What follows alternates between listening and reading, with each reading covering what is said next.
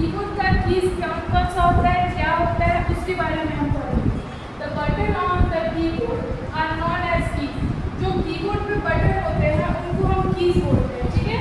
You instruct the computer to do a task by pressing the keys on the keyboard. हम computer को उस keyboard की keys से instruct करते हैं कि हमें क्या काम है वो आप काम करके दीजिए, ठीक है। फिर let's us learn about the different types of keys on the keyboard. अब हम चलते हैं पढ़ते हैं कीबोर्ड के डिफरेंट टाइप्स ऑफ कीज, मतलब कितने कितने प्रकार की कीज है उसके बारे में पढ़ते हैं, ठीक है। तो पहले आता है ए से जेड तक।